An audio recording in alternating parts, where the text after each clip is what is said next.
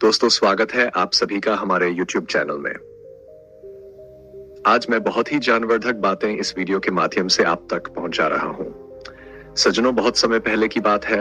एक सेठ अपने परिवार के साथ विदेश में रहते। वह हर साल अपने देश भारत में घूमने के लिए आते थे। उनका यह नियम था कि वे प्रत्येक वर्ष कुछ दिन भारत में बिताकर अपनी मातृभूमि की सुगंध का आनंद लें और अपने पुराने रिश्तों को ताजा करें। एक बार जब सेठ भारत आए तो उनकी यात्रा उन्हें एक ऐसे नगर में ले आई जहां भीलों की बस्ती थी। भील मुख्यतः वनवासी होते हैं जो जंगलों में निवास करते हैं और कभी कभी डाकू या लुटेरे भी होते हैं। सेठ जब उस बस्ती में पहुंचे तो उन्होंने वहां एक तोता देखा। वह तोता जैसे ही सेठ को देखता है जोर जोर से चिल्लाने लगता है, चलो रे चलो, लूटो रे लूटो। इस चिल्लाहट को सुनकर बस्ती के चोर बाहर आ जाते हैं और सेठ के पास जो भी धन और संपत्ति थी उसे लूट कर ले जाते हैं। सेठ का दिल बहुत दुखी हो जाता है और वह सोचते हैं कि यह कैसा दुर्भाग्य था कि एक तोते की आवाज ने उनके सारे धन को लुटवा दिया। चोरों के जाने के बाद सेठ बहुत निराश और हताश महसूस करने लगे। वे सोचने लगे, कैसा तोता था जिसकी आवाज ने हमें लुटवा दिया। यह तोता हमारे जीवन में एक मुसीबत बनकर आया। अत्यधिक निराशा में सेठ ने अपनी भारत यात्रा को रद्द कर दिया और अपने देश वापस लौट गए। उन्होंने फैसला किया कि अब वह इस बस्ती के आसपास भी नहीं जाएंगे जहां उनका ऐसा दुर्भाग्यपूर्ण अनुभव हुआ था। समय बीता और एक वर्ष गुजर गया। अगले साल जब सेठ फिर से भारत घूमने के लिए आए तो उनके दिमाग में पिछले साल की घटना पूरी तरह से ताजा थी। वे दृढ़ निश्चय कर चुके थे कि इस बार वह उस भील बस्ती के आसपास भी नहीं जाएंगे। उस तोते की चिल्लाहट और लूट की घटना ने उन्हें काफी सतर्क कर दिया था। इसलिए उन्होंने सावधानी पूर्वक एक नया मार्ग चुना जो उन्हें उस बस्ती से दूर रखे। अपने नए मार्ग पर चलते चलते सेठ एक दिन एक आश्रम पहुंचे। यह आश्रम एक शांतिपूर्ण स्थान पर स्थित था और वहां का वातावरण बहुत ही पवित्र और सुकून देने वाला था। आश्रम के द्वार पर पहुंचते ही उन्होंने देखा कि वहां एक तोता बैठा हुआ है। जैसे ही सेठ उस आश्रम के पास पहुंचे, तोते ने बहुत ही मीठी वाणी में उनका स्वागत किया।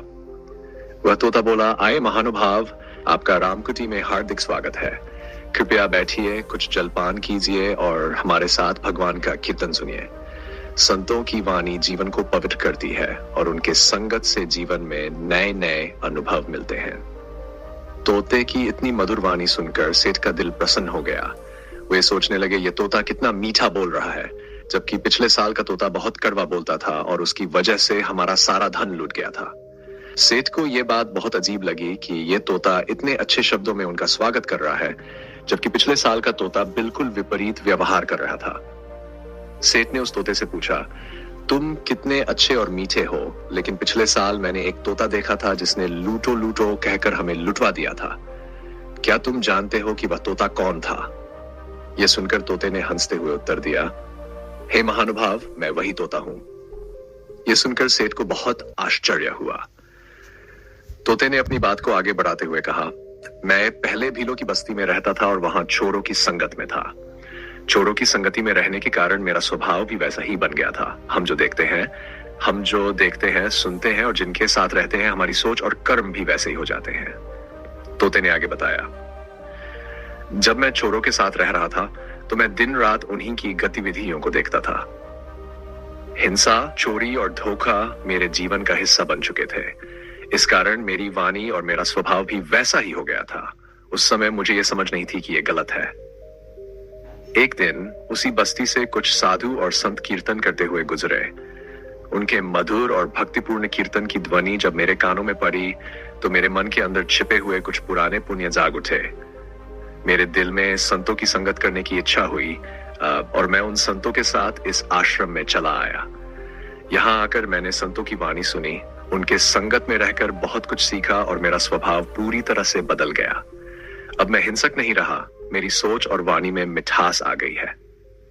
तोते ने सेठ को यह सिखाते हुए कहा, यह जीवन का बहुत बड़ा सत्य है कि जैसी हमारी संगति होती है वैसा ही हमारा स्वभाव और हमारे विचार बनते हैं, और जैसे हमारे विचार होते हैं वैसे ही हमारे कर्म होते हैं। इसलिए हमें अपनी संगति को बहुत ध्यान से चुनना चाहिए। अगर हम अच्छे लोग की संगति में रहेंगे तो हमारे विचार और कर्म भी अच्छे होंगे। सेठ को तोते की बातों से बहुत गहरा ज्ञान प्राप्त हुआ। तोता ने उन्हें और भी कई प्रेरणादायक बातें बताई जो किसी भी व्यक्ति के जीवन को बेहतर बना सकती है। उसने सेठ से कहा कि मनुष्य को यह देखना चाहिए कि वह कहां रहता है और किस तरह के लोगों के बीच अपना समय बिताता है। कुछ स्थान ऐसे होते हैं जहां मनुष्य को भूलकर भी निवास नहीं करना चाहिए, क्योंकि वहां की संगति और वातावरण उसके जीवन को नकारात्मक दिशा में ले जा सकते हैं। तोते ने बताया कि मनुष्य को नगर के द्वार, किसी चौराहे के पास, यज्ञशाला के समीप, शिल्पियों के रहने के स्थान, जुआ खेलने के स्थान, मांस और मछलियां बेचने वाली जगहों, पाखंडियों के निवास स्थान, राजा के नौकरों के पास, देव मंदिर के मार्ग में या राजमार्ग के पास अपना घर नहीं बनाना चाहिए। यह स्थान मनुष्य के मानसिक और नैतिक पतन का कारण बन सकते हैं। तोते ने यह भी बताया कि घर को हमेशा ऐसे स्थान पर बनाना चाहिए जहां आसपास अच्छे और धर्मात्मा लोग निवास करते हों, क्योंकि अच्छे लोगों की संगति में रहकर मनुष्य का स्वभाव भी अच्छा बनता है। घर की भूमि की डाल भी पूर्व या उत्तर की ओर होनी चाहिए और घर के विभिन्न हिस्से जैसे रसोई, स्नानागार, गौशाला, पूजा घर आदि अलग अलग स्थानों पर होने चाहिए। साथ ही घर में स्त्रियों की सुरक्षा का विशेष ध्यान रखना चाहिए, क्योंकि स्त्री और धन मनुष्य के धर्म, अर्थ और काम के पूरक होते हैं। तोते ने सेठ को यह भी बताया कि मनुष्य को ऐसे लोगों की संगति से हमेशा बचना चाहिए जो झूठ बोलते हैं, नशा करते हैं, मांसाहार करते हैं, जादू टोना करते हैं या पाखंडी होते हैं। इनकी संगति मनुष्य के जीवन। ये सारी बातें सुनकर सेठ के मन में गहरा आत्मज्ञान उत्पन्न हुआ। उन्होंने महसूस किया कि संगति और विचार किसी भी व्यक्ति के जीवन को बदल सकते हैं। तोते की ये प्रेरणादायक बातें सुनने के बाद सेठ ने अपने जीवन में इन शिक्षाओं को अपनाने का निश्चय किया और उन्होंने संत के आश्रम में कुछ समय बिताया।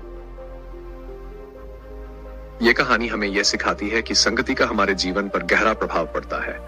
अगर हम बुरी संगति में रहेंगे तो हमारे विचार और कर्म भी बुरे होंगे, लेकिन अगर हम अच्छे और धर्मात्मा लोगों की संगति करेंगे तो हमारा जीवन सकारात्मक दिशा में आगे बढ़ेगा। जैसा कि इस कहानी में दिखाया गया है, एक तोता जिसने पहले लूट मचवाई थी, संतों की संगति में आकर अपनी पूरी सोच और जीवन को बदल लिया। इसी प्रकार हम भी अपनी संगति और विचारों पर ध्यान देकर अपने जीवन में अच्छे बदलाव ला सकते हैं।